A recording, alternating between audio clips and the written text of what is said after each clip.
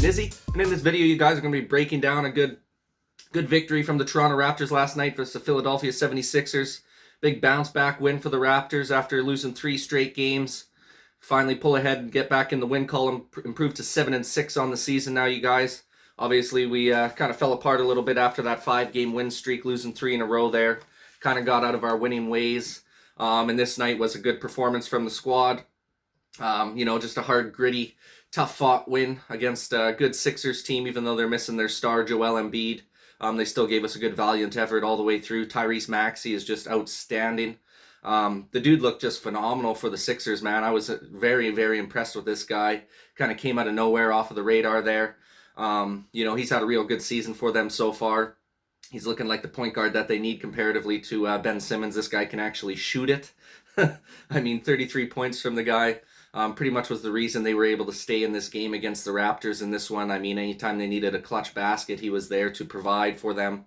Like I said, just a hard-fought win. Two top-end teams going at it. Two teams that are scrapping and clawing to stay above 500 and stay in the playoff race here. Obviously, Philly's been reeling a little bit since Joel Embiid went down. I believe they're 8-5 now on the season. Raptors are 7-6 on the season now. So it's been a tight race so far in the Eastern Conference. Any given night, any team can win, it seems, right now. No one's really pulled away majorly so far. The only team in the league so far that's really pulled away and made a huge statement is the Golden State Warriors out west, who are 10-1. Other than that, all the other teams look beatable right now.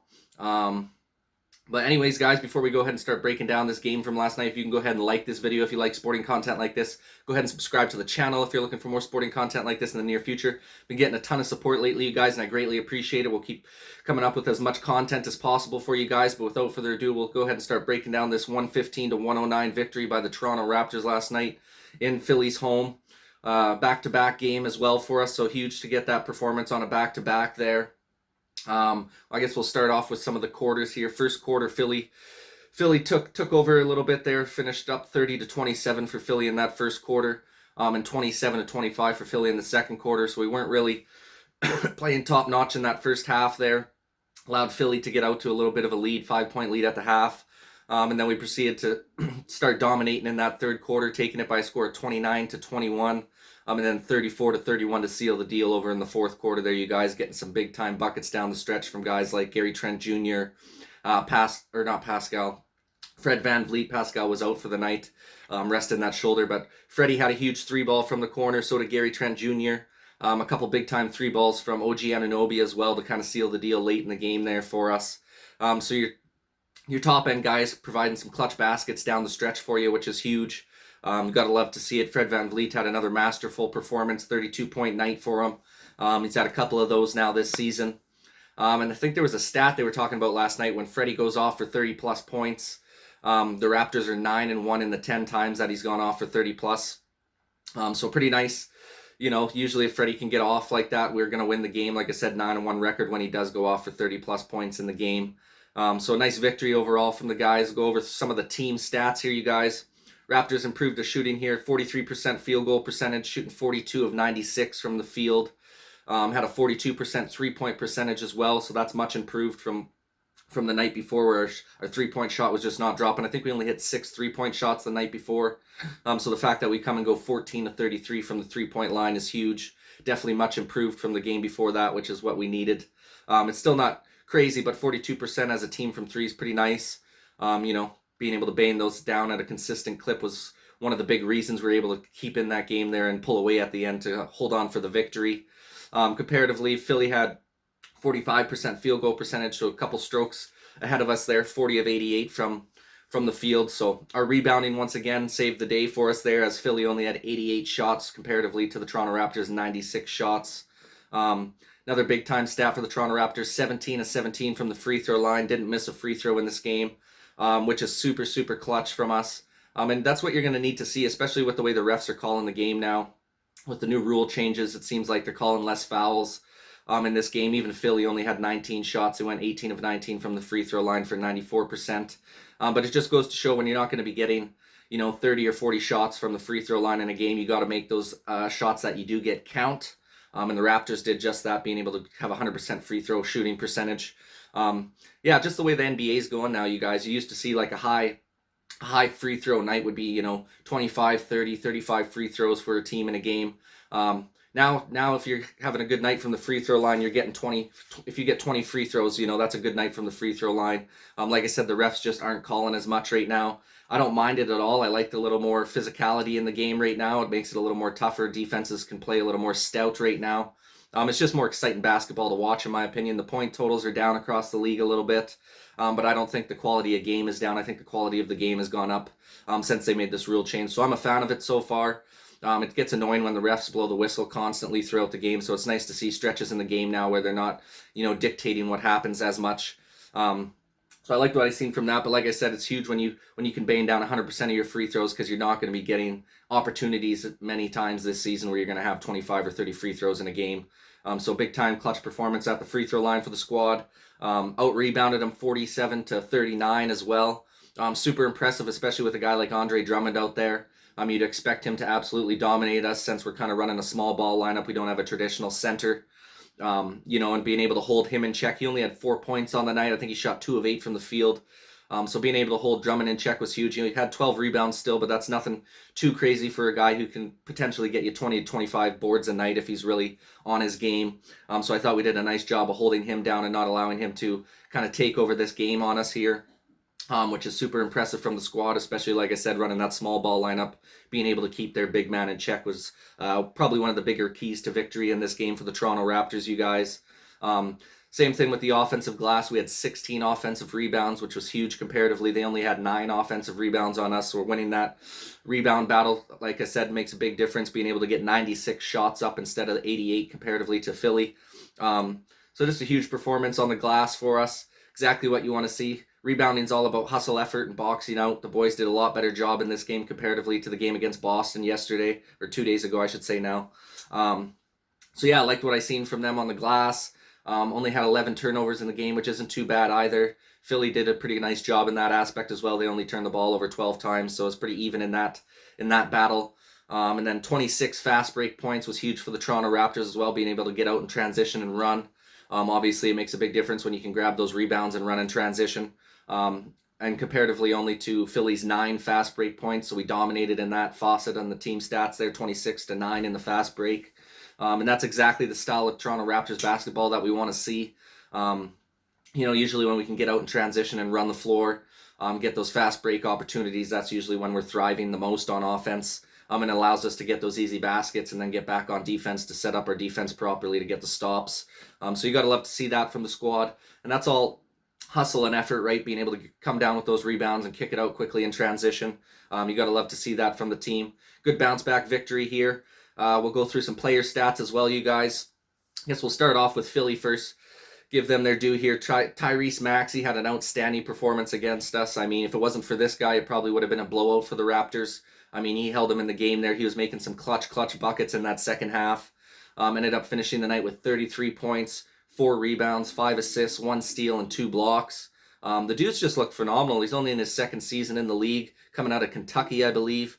But just looking outstanding so far.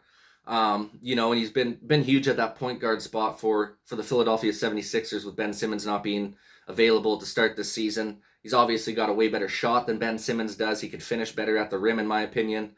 Maybe his defense and his playmaking ability isn't quite on par with Ben Simmons, but he does everything else very well for this team. So I liked what I've seen from him. Tobias Harris had a decent performance for them, 19 points, 7 boards, 7 assists, and 1 block. Seth Curry, not a huge performance, but, steady and solid, 15 points, 6 rebounds, 4 assists, and a steal. Danny Green had a bit of a quiet night, only had 6 points, 1 assist, and 2 steals. Then, like I said, Drummond with the 4 points and 12 boards, 3 assists, also had 4 blocks to chip in there as well.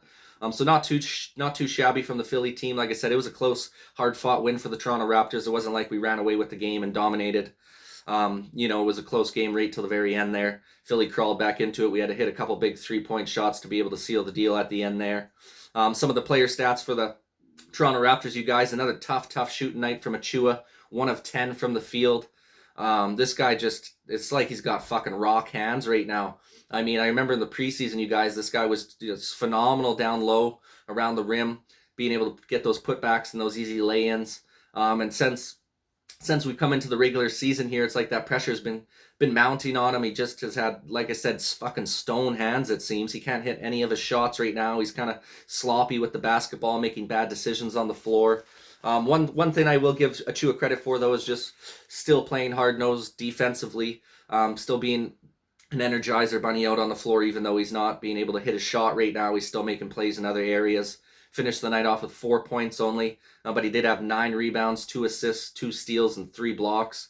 So like I said, even though the shot's not dropping, he's still trying to make an impact in other areas on the floor, which is important to see. And hopefully that shot will come around here as the season goes along. He's still a young guy, still progressing within the system, and still learning how to be the best version of himself. So I'm sure he's going to continue to improve, but it's been a rough shooting stretch for the guy over the last few games here, and hopefully he can get things turned around quickly. Then we got Scotty Barnes, you guys, 39 minutes out on the floor in a back-to-back game, coming up clutch for us in a few moments throughout that game. He's got a beautiful mid-range jumper already added to his repertoire of moves on the offensive end. Just loved what I've seen from him so far. I think he's the rookie of the year at this point in the season, you guys. Finished the game off last night with 13 points, 9 rebounds, 4 assists, 1 steal, and 2 blocks. Just getting it done in every facet of the game, making an impact on both sides of the floor. And just being one of those young leaders that we need on the squad here. Gary Trent with another nice performance in 36 minutes as well. 20 points, 5 rebounds, 4 assists, and 2 steals. Just a steady hand. Can make some clutch shots as well. Had that clutch 3 ball from the corner down the stretch there for us. It's nice to see that we got a few clutch time players. I feel like Fred VanVleet's a big time clutch bucket maker. He's, showed that in the 2019 finals there when he was able to make a couple clutch 3 balls down the stretch. So he's got that clutch gene in him. So does OG. OG made a couple clutch 3 balls at the end of the game as well. And Gary Trent Jr.'s got that clutch factor to him as well. So it's nice to have a few guys on the team that, can go get you a basket when it's sorely needed down the stretch of the game there. OG had a solid performance as well after a bit of a slow start in that first half. Ended up finishing the night with 20 points, 4 boards, 4 assists, and a steal. Freddy, like I said, massive game for us. Probably the biggest factor why we were able to pull away and win this game. He was just, solid in continuing to score in times when the offense kind of got a little bit stagnant. Steady Freddy was there, being able to drain some buckets and keep us in it there. Finished the game with 32 points, 6 rebounds, 7 assists, and 1 steal. So just a really solid all-around performance from Fred VanVleet last night. Boucher finally shows up for us, you guys. Chris Boucher has his first breakout game of the season. Looked phenomenal last night, exactly what we would expect from Boucher going forward here. Like I said, you guys, in their past videos, he was dealing with a dislocated finger to start off the season there, so I feel like that was probably affecting his shot-making ability early on in the season, and it seems like that shot-making ability is starting to come through down the stretch here as we're starting to move through the season. He's looking a lot better out there, 17 points, 6 rebounds, 1 steal, and 2 blocks, doing a little bit of everything. Playing with a little bit of pace, being able to get ahead, run out in transition, finish some putback dunks, get on the defensive glass as well for us. So I really liked what I seen from Boucher last night. We're going to need him to keep up that energy and that tenacity if he's going to want to continue to see minutes out on the floor. And when he does play well, man, he's definitely a big-time contributor to us winning games. So you hope that he can continue to perform at this level. And this is kind of the level that we expect him to play at after a big-time breakout season that he had last year. So, and then a couple other bench players, guys. We only ran an 8-man rotation last night, so not a lot of guys playing. Banton had 16 minutes, 4 points, 4 boards, and 2 assists in his 16 minutes. Didn't get a lot of time out on the floor. Didn't make too big of an impact, but still was solid in the time that he did play. Svi Mihalik, same thing, 15 minutes, but he had 5 points, 4 boards, 2 assists, and a steal. Had a couple clutch assists there later in the game. That's clutch steal as well on the offensive end that we're able to get the ball back from him and get a basket out of it. So I really liked what I seen from him making an impact without being able to score that much, which is exactly what you want to see when your shot's not dropping at a high clip. You want to see guys make plays in other areas, and I thought he did a good job of doing that for us last night against Philly there, you guys. So overall, you guys, I thought it was a good game for the Toronto Raptors. Big bounce back, obviously, after losing 3 straight. You needed this victory. The last thing you want to do is lose 4 in a row, especially after coming off a 5-game win streak. You want to get back in the win column.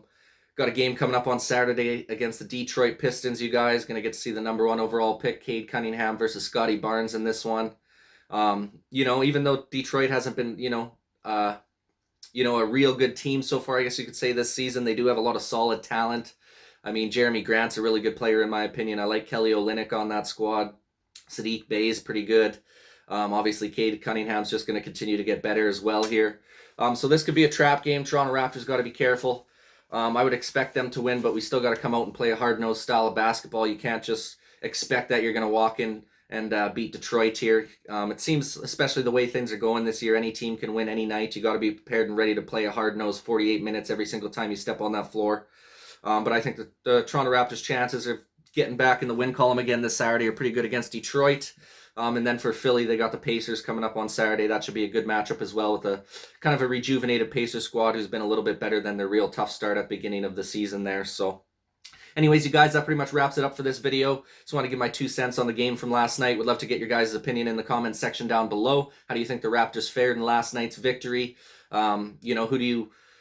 Who did you enjoy watching most on the floor for the Raptors last night, and what do you think our chances are of beating the Detroit Pistons coming up this Saturday? You guys, like I said, I would love your guys' opinion in the comments section down below. Please go ahead and like this video if you like sporting content like this. Go ahead and subscribe to the channel if you're looking for more sporting content like this in the near future. Thank you guys for watching this video, man, and this is Nizzy with Nizzy Sports Chat.